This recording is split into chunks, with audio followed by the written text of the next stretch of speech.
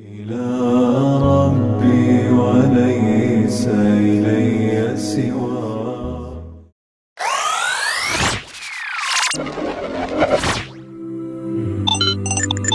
আমরা প্রথম পর্বে দেখেছিলাম সূরা ফাতিহাকে আমরা তিনটি অংশে ভাগ করতে পারি। প্রথম অংশ হচ্ছে আল্লাহর পরিচয়, তৃতীয় অংশ হচ্ছে আল্লাহর কাছে আমাদের চাওয়া, এবং এই দুই অংশের মাঝে রয়েছে আল্লাহর সাথে আমাদের সম্পর্ক। প্রথম অংশে যখন আমরা আল্লাহর পরিচয় পাই, যখন আমরা বুঝতে পারি যে আল্লাহ হচ্ছেন সেই সত্তা যার জন্য সকল প্রশংসা আর কৃতজ্ঞতা, যিনি গোটা মহাবিশ্বের প্রতিপালক এবং যিনি বিচার দিবসের মালিক, তার এই পরিচয়ের তাৎপর্য বুঝতে পেরে আমরা বলি ইয়াকা না'বুদু, আমরা কেবলমাত্র আপনারই ইবাদত করি। না'বুদু শব্দের দিকে লক্ষ্য করলে আমরা দেখব এর মূল অক্ষরগুলো হচ্ছে আইন বা দাল। আরবি ভাষায় এই একই মূল অক্ষর থেকে আবদ বা দাস শব্দটি এসেছে। অতএব ইবাদত করাকে আরেক অর্থে বলা যায় দাসত্ব করা বা কারো গোলাম হয়ে যাওয়া। আমরা যদি সত্যিকার অর্থে আল্লাহর পরিচয় জানতে পারি এবং তার পরিচয়ের তাৎপর্য উপলব্ধি করতে পারি, তাহলে আমরা স্বতঃস্ফূর্তভাবে তার আবদ হয়ে যেতে চাইব, তার গোলাম হয়ে যেতে চাইব।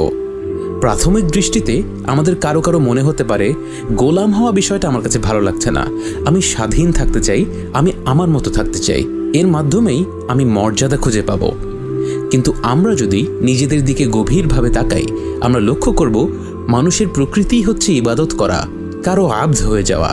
যেমন ধরুন, আমরা অনেকে অর্থ সম্পদের পেছনে ছুটি এবং সেই সম্পদ যে কোনোভাবেই হোক আমরা আদায় করেই ছাড়ব, এমন একটি চিন্তাধারা নিয়েই এর পেছনে আমরা ছুটছি। সম্পদ আদায়ের জন্য যদি আমার কাউকে কষ্ট দিতে হয় আমি দেব, যদি কারোর সঙ্গে প্রতারণা করতে হয় করব। সম্পদ অর্জনের এই ঘোরে আমরা মনে করি আমরা স্বাধীন, আমরা নিজের জীবন নিজের মতো করে চালিয়ে নিচ্ছি, কিন্তু বাস্তবে আমরা এই সম্পদেরই ইবাদত করছি। সম্পদ আমাদেরকে বলছে আমাকে পেতে হলে তোমাকে এই এই কাজ করতে হবে, এবং সেই কাজগুলো আল্লাহর বিধানের সাথে সাংঘর্ষিক হলেও আমরা সেই কাজগুলো করে বসছি। নিজেকে এই বলে সান্ত্বনা দিচ্ছি যে আগে সম্পদটা পেয়ে নিই, পরে শেষ বয়সে হজ করে সব গুনাহ ক্ষমা করিয়ে নিব, দুনিয়াটাও পেয়ে যাব, আখিরাতটাও পেয়ে যাব। আবার অন্যদিকে কেউ কেউ মর্যাদার দাস হয়ে যায়। সমাজে উচ্চ মর্যাদা বজায় রাখার জন্য যা যা করা প্রয়োজন আমরা তাই করব। হতে পারে এটা অর্জন করতে গিয়ে আমরা কিছু ভালো কাজ করে ফেলেছি, দরিদ্রদের সাহায্য করেছি, সমাজে কল্যাণসূচক কাজ করেছি, কিন্তু এই সবই করেছি মর্যাদা পাওয়ার জন্য, মানুষের মুখে গুণগান শোনার জন্য, আল্লাহকে পাওয়ার জন্য নয়, আল্লাহর মুখে গুণগান শোনার জন্য নয়। সেক্ষেত্রে কিন্তু আমরা সামাজিক মর্যাদারই গোলাম হয়ে গেলাম। যেই যেই কাজগুলো করলে সমাজে আমার প্রশংসা ছড়াবে, ফেসবুকে হাজার হাজার লাইক আসবে, সামাজিক মাধ্যমে ফলোয়ার বাড়বে, সেই কাজগুলোই আমি ইবাদতের মতো উদ্দীপনা নিয়ে করতে থাকি। এবং বিস্ময়কর বিষয় হলো, আমরা কেউ কেউ নিজেদের সন্তানদের ইবাদত করে ফেলি। ভাবতে অবাক লাগলেও এমনটা কিন্তু আমাদের সমাজে অনেক ক্ষেত্রেই হয়ে থাকে। বিশেষ করে আমরা যারা নিজেরা খুব কষ্টের জীবনযাপন করেছি, শৈশব থেকেই আর্থিক সামাজিক নানা সংগ্রামের সম্মুখীন হয়েছি, আমরা দৃঢ়ভাবে প্রতিজ্ঞা করি আমি যেসব বাধা বিপত্তির সম্মুখীন হয়েছি আমার সন্তানদের যেন সেসবের সম্মুখীন হতে না হয়। এই চিন্তাধারা থেকে অনেক সময় সন্তানরা যা চায় আমরা তাদেরকে সেটাই দিতে থাকি, যেন সন্তানের সন্তুষ্টি আমার সন্তুষ্টি হয়ে গেল। সন্তান যদি নিজের জন্য ক্ষতিকর কিছু চেয়েও বসে, আমরা বলি এখনও তো সে বাচ্চাই আছে, তাকে দিয়ে দেই। এবং আরেকভাবে সেটা প্রকাশ পায় যখন আমরা সন্তানের সাফল্যকে ইবাদত করা শুরু করি। আমরা আমাদের সন্তানদের উপর প্রকাণ্ড চাপ সৃষ্টি করি সমাজের সংজ্ঞা অনুযায়ী সফলতা অর্জন করার জন্যে। জিপিএ 5 না পেলে যেন এই সন্তানের আর কোনো মূল্যই নেই। বুয়েট মেডিকেলে চান্স না পেলে পড়াশোনা করে লাভ কি?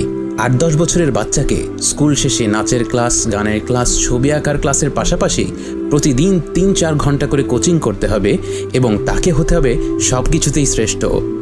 এবং এ সমস্ত কিছুই করা হচ্ছে একটি অজুহাত দিয়ে, আমাকে যেসব কষ্ট করতে হয়েছে আমার সন্তানকে যেন সেসব কষ্ট না করতে হয়। এখানেও আমরা দেখছি যে সন্তানের সফলতা অর্জন করার জন্যে আমার যা যা প্রয়োজন আমি সে সব কিছুই করতে রাজি। এরকম চিন্তাধারা আমাদের সমাজে বিভিন্ন রূপে লক্ষ্য করা যায়। নিত্য নতুন ফ্যাশন, ক্যারিয়ার, গান বাজনা, রূপ, খ্যাতি, এসব কিছুর পেছনে আমরা অন্ধভাবে ছুটতে থাকি। নিজেকে বলতে থাকি আমি তো স্বাধীন, আমার মন যা বলছে আমি সেটাই করছি। অথচ আমরা যদি এই চিন্তাধারাগুলোকে নিরপেক্ষ দৃষ্টিভঙ্গি থেকে যাচাই করি, আমরা দেখব এখানে আমরা কিন্তু স্বাধীন নই, আমরা আসলে দাসত্ব করছি, কারণ মানুষকে সৃষ্টিই করা হয়েছে ইবাদত করার জন্য, দাসত্ব করার জন্য। আমরা হয় জেনে শুনে কারো ইবাদত করি, আর না হয় নিজের অজান্তেই কারো না কারো ইবাদত করে ফেলি। এবং দাস যদি হতেই হয়, তাহলে যিনি বিশ্বজগতের রব, যিনি সব কিছু সৃষ্টি করেছেন, যিনি বিচার দিবসে সব কিছুর হিসাব নেবেন, তাঁর দাসত্ব করার থেকে মর্যাদাপূর্ণ কি আর কিছু হতে পারে? সূরা ফাতিহাতে আমরা যখন আল্লাহর প্রশংসা করে, তার পরিচয় বর্ণনা করে তারপর বলি ইয়াকা না'বুদু, আমরা কেবলমাত্র আপনারই ইবাদত করি, এর অর্থ হচ্ছে আমরা ঘোষণা দিচ্ছি যে আমরা কেবলমাত্র আল্লাহরই দাসত্ব করব। আমরা আমাদের জীবনে যা কিছুই করি না কেন, এসব কিছুরই উদ্দেশ্য হবে আল্লাহ তাআলার সন্তুষ্টি। সম্পদ অর্জন করা, পরিবারের দেখাশোনা করা, সন্তানদের বেড়ে তোলা, সমাজে ভালো কাজ করা, এ ধরনের কাজ কখনোই আমাদের উদ্দেশ্য হবে না, বরং সেগুলো হবে আল্লাহর সন্তুষ্টি পাওয়ার মাধ্যম মাত্র। এবং আমরা যেন সত্যিকার অর্থে আল্লাহর ইবাদত করতে পারি, সেজন্য আমরা ইয়াকা না'বুদু বলার পরে বলি ইয়াকা নাস্তাঈন, আমরা আপনার কাছেই সাহায্য চাই। কারণ আমরা যদি আল্লাহর আবদ হতে চাই, আমাদের জীবনের প্রতিটি ব্যাপারে, প্রতিটি ধাপে আমরা আল্লাহর নৈকট্য লাভ করতে চাই, সেটা আল্লাহর সাহায্য ছাড়া কখনো সম্ভব নয়। এবং তাই আমরা আল্লাহর সামনে দাঁড়িয়ে বারবার করে বলি ইয়াকা না'বুদু ওয়া ইয়াকা নাস্তাঈন। মৃত্যুর আগ পর্যন্ত আমরা আল্লাহর আবদ হিসেবে নিজেদের ঘোষণা করতে থাকি এবং আল্লাহর কাছে সাহায্য চাইতে থাকি। এবং এই কাজটি আন্তরিকভাবে করলেই আমরা সিরাতাল মুস্তাকিম বা সরল পথের অনুসারী হতে পারব। আল্লাহ আমাদের সকলকে সেই তৌফিক দিন, আমিন।